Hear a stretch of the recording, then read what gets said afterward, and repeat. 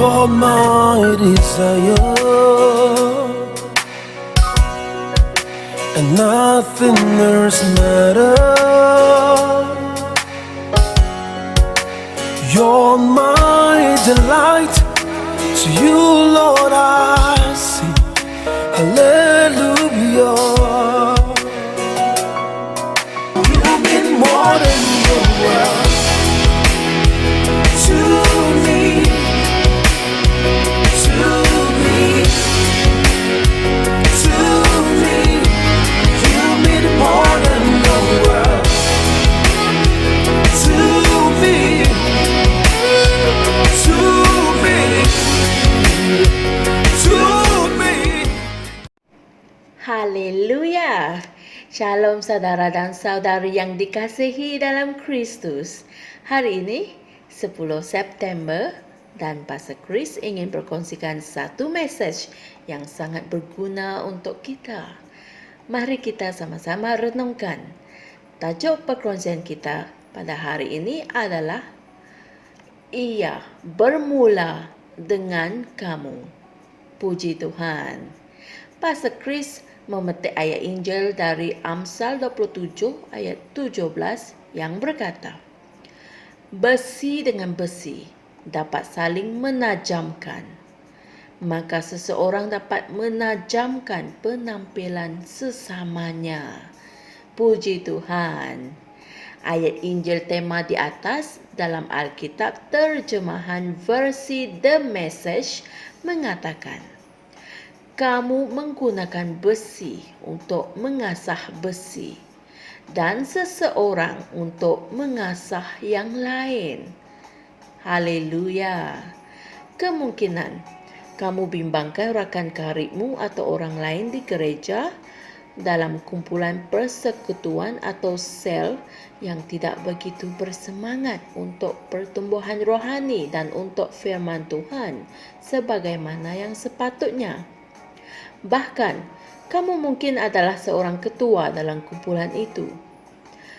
Tempat pertama yang kamu patut mulai periksa adalah diri kamu sendiri, kerana kelaparan menimbulkan rasa lapar. Sebagai ketua kumpulan itu, sebesar banyak mana seleramu untuk firman? Sejauh mana kegairahanmu terhadap perkara-perkara rohani? Kegairahan boleh dirasai dan ianya boleh menjangkiti. Apa yang kamu dahagakan atau gairahkan tidak lama kemudian akan menjangkiti orang di sekeliling kamu. Pernahkah kamu perasan bahawa seringkali apabila seseorang menguap, orang di sekitarnya akan menguap juga? Atau apabila seseorang berkata, aku lapar, orang lain yang belum makan dan berada di situ juga dengan segera sedar bahawa mereka juga merasa lapar. Sekiranya kamu mempunyai selera makan yang rakus terhadap firman Tuhan, orang di sekitar kamu akan menyemai rasa lapar yang sama tidak lama kemudian. Haleluya. Oleh itu, jadilah orang pertama yang berkobar-kobar untuk firman Tuhan.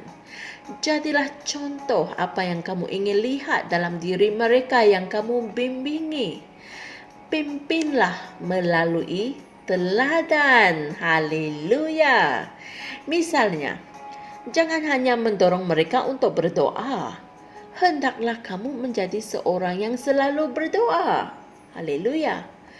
Namun, jika seorang pastor bukan seorang yang selalu berdoa dan dia mengadakan pertemuan untuk berdoa, maka dia hanya akan membuang masanya kerana pertemuan itu tidak mempunyai roh. Contohilah Yesus. Semangatnya terhadap kitab suci dan doa. Pada usia yang masih muda, Alkitab mengatakan bahawa dia berada di dalam rumah Tuhan, duduk di kalangan para guru, mendengarkan mereka, serta mengajukan soalan kepada mereka. Semua orang yang mendengarkan dia kagum dengan pemahaman dan jawapan-jawapannya. Hal ini tertulis dalam Lukas 2 ayat 41 hingga 47. Puji Tuhan. Alkitab juga memberitahu kita, pagi-pagi benar, waktu hari masih gelap, dia bangun dan pergi keluar. Dia pergi ke tempat yang sunyi dan berdoa di sana. Haleluya. Hal ini ditulis dalam Markus 1 ayat 35. Dalam contoh yang lain, Alkitab mengatakan dalam Lukas 6 ayat 12. Pergilah Yesus ke bukit untuk berdoa, dan semalam-malaman dia berdoa kepada Allah. Haleluya. Jadi, hal ini patut bermula dengan kamu. Pertumbuhan rohani bukanlah sesuatu misteri, keajaiban, atau kebetulan. Ia adalah penerapan prinsip-prinsip dan cara-cara yang didedahkan. Puji Tuhan. Saudara dan saudari semua, mari kita sama-sama membuat pengakuan ini. Ya Bapa, aku merasa teruja untuk selalu mengikuti cara dan teladan Kristus dalam semua perkara yang aku lakukan. Aku mencontohi sikapnya terhadap firman dan doa. Aku bertindak dan berbicara seperti Yesus. Kerana sebagaimana dia telah hidup di dunia ini, sebegitu juga aku hidup di dunia ini. Aku menyatakan perwatakan Kristus. Haleluya. Saudara dan saudari semua, untuk renungan tambahan, sila renungkan ayat-ayat Injil berikut, yaitu 1 Petrus 2 ayat 21 hingga 23, Efesus 5 ayat 1, dan 1 Timotius 4 ayat 15, Kitab Terjemahan Amplified Classic. Haleluya. Dalam segala sesuatu yang kita lakukan, contohilah sikap Yesus. Ikutilah cara dan teladan Kristus. Kerana sebagaimana dia telah hidup di dunia ini, sebegitu juga kita hidup di dunia ini. Puji Tuhan. Jumpa lagi esok dan Tuhan berkati. Shalom. Kami percaya saudara-saudari semua telah diberkati dengan perkongsian firman dari Rhapsody Reality. Bagi sesiapa yang ingin menjadikan Yesus Kristus sebagai Tuhan dalam kehidupanmu, kamu boleh mengucapkan doa ini bersama dengan saya. Ya Tuhan Allah, aku mempercayai Yesus Kristus, Anak Allah yang hidup dengan sepenuh hatiku. Aku percaya dia telah mati untukku dan Allah telah membangkitkan dia dari kematian. Aku percaya dia hidup hari ini. Aku mengaku dengan mulutku bahawa Yesus Kristus adalah Tuhan dalam hidupku mulai dari hari ini.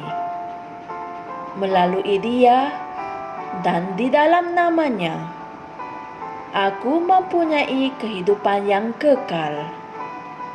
Aku telah dilahirkan semula. Terima kasih Allah kerana menyelamatkan jiwaku. Aku sekarang adalah anak Allah. Haleluya. Tahniah. Sekarang kamu telah menjadi anak Allah. Untuk apa-apa sebarang pertanyaan atau untuk mendapatkan lebih banyak maklumat mengenai bagaimana untuk bertumbuh sebagai seorang Kristian, anda semua boleh hantar mesej di akaun Facebook kami atau email kami di tni.msia@gmail.com. Sekali lagi, tni www.msia@gmail.com. Tuhan berkati Anda semua.